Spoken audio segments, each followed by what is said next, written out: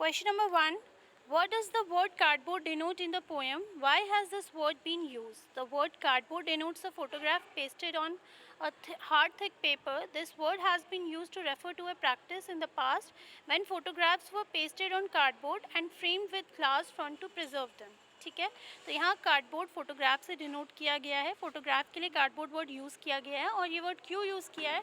क्योंकि जब ये फ़ोटोग्राफ ली गई थी तो उस टाइम में जो फ़ोटोग्राफ है उसे कार्डबोर्ड के ऊपर पेस्ट किया जाता था और उसके ऊपर ग्लास फ्रेम लगा दिया जाता था, जो अब ऐसा नहीं होता. ठीक है, इसीलिए उस टाइम की फ़ोटोग्राफ ऐसे थी, इसलिए पोइटेस ने वहाँ फ़ोटोग्राफ के लिए कार्डबोर्ड वर्ड यूज़ किया.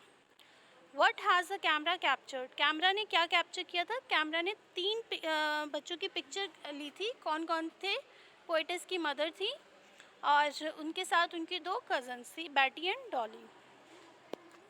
The camera has captured the 3 girls, the poetess mother and her 2 cousins, Betty and Dolly, in their swimming dresses, with the poet's mother in the middle and the 2 cousins on either side holding her hands and walking feet in sea. ठीक है, उन्होंने क्या किया था? दोनों poetess की mother बीच में थी और दोनों साइड्स में उनकी कज़न थी, बैटी एंड डॉली. उन दोनों ने ही पोइटेस की मदर का जो हाथ पकड़ा हुआ था और वो कहाँ जा रहे थे? वो सी में घूम रहे थे, वो बीच के किनारे थे. Next question. What has not changed over the years? Does this suggest something to you? Poem में कुछ बात पोइटेस ने बताई थी जिसमें उसने कहा था कुछ चीज़ें नहीं चेंज हुई हैं, कुछ चीज़ें बिल्कुल चेंज हो गई हैं और कुछ चीज़ें नहीं चेंज हुई है. तो does this suggest something to you? इससे आप क्या समझते हो?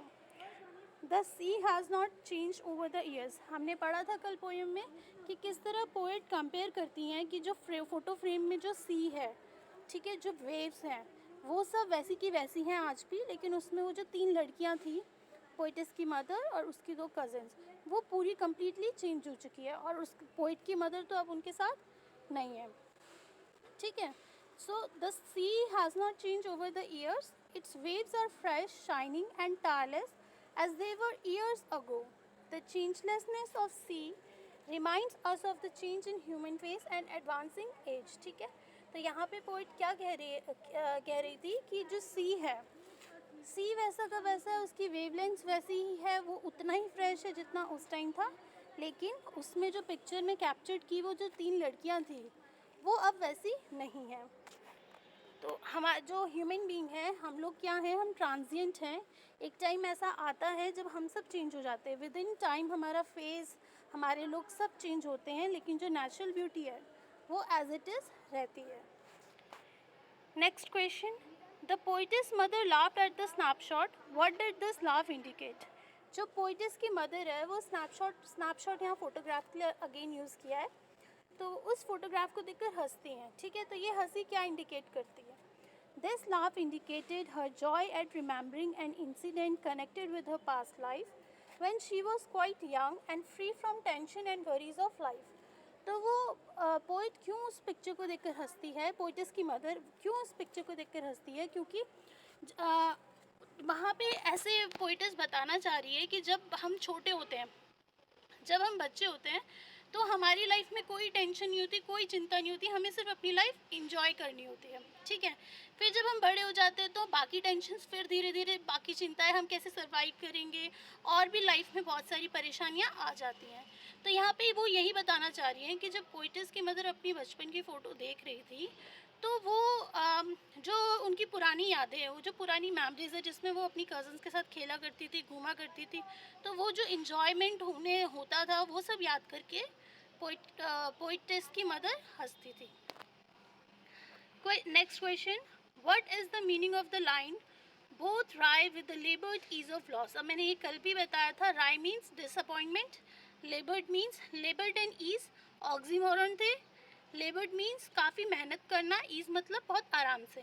तो ऐसा काम, तो यहाँ पे जो लाइन है, यहाँ पे पोइटेस ये कहना चाह रही थी कि ये बहुत दुख भरी बात है, ये बहुत दुख वाली बात है कि इतने सालों से जो बॉन्ड हमने किसी के साथ बनाया है, इतनी मेहनत से कोई रिश्ता जो इतना ब्यूटीफुल है, लेकिन एक टाइम ऐसा आता है जब आप उसे खो देते हो.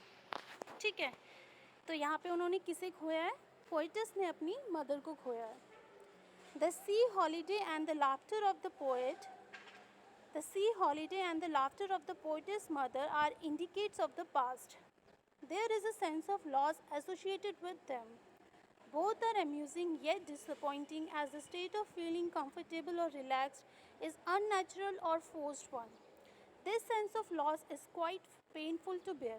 ठीक है, तो जो पोइटिस की मदर है उन्होंने उन्होंने क्या खोया है, उन्होंने वो मोमेंट खोया है जो उस पिक्चर में दिखा रहे थे जब वो अपनी कज़न्स के साथ खेल रही थी बीच पे. ठीक है, लेकिन यहाँ पे जो पोइट है, जो हमारी पोइटिस है, उन्होंने क्या खोया है, उन्होंने अपनी मदर को खोया है, उनकी मेमोरीज को खोया. Next question, what does this circumstance refers to. Poem में वर्ड यूज़ किया है सर्कमस्टेंस, वो किसके लिए है, तो वहाँ पे वो जो सर्कमस्टेंस है वहाँ पोएट की मदर के लिए यूज़ किया है जो कि अब उनके पास नहीं है, यानी कि this circumstance refers to the death of the poet's mother. Next question, the three stanzas depict three different phases, name them. Poem में 3 स्टैंजाज है, 3 स्टैंजाज में बहुत ब्यूटीफुली पोइटस ने अपनी स्टोरी बताई है, उस फोटोग्राफ की स्टोरी बताई है. तो क्वेश्चन है कि 3 स्टेजेस क्या क्या थे. तो अगर आपको याद है, पहला जो स्टेज था पोएम का वो था the girlhood of the poet's mother. वो टाइम जब पोइट की मदर छोटी थी, 12 ईयर्स की थी. ठीक है, the period before the birth of the poet, जब पोइट का जन्म भी नहीं हुआ था. ये उस मोमेंट की बात हो रही है जब वो बीच में थे पोइटस की मदर और उनके 2 कज़न्स के साथ. ठीक है, एक तो पहला वो पीरियड था. सेकंड पीरियड क्या आया, हर मिडिल एज, उनके मिडिल एज की, जब पोइट उनके साथ थी, पोइटस उनके साथ थी और वो फोटोग्राफ साथ में देख रहे थे और उनकी पोइटस की मदर अपनी पिक्चर को याद करके हंस रही थी कि कैसे हम फैंसी ड्रेस पहनकर अपनी कज़न्स के साथ, हमारे पेरेंट्स हमें हॉलीडेज़ पे घुमाने ले जाया करते थे बीच में, वो सब चीज़ें याद कर उन सब चीज़ों को याद कर वो हंस रही थी. थर्ड स्टेज तब आता है जब पोइटस की मदर उनको छोड़कर चली जाती हैं, period after the death of the poets mother. ठीक है, इसी के साथ ये क्वेश्चन आंसर्स आपके यहाँ ख़त्म.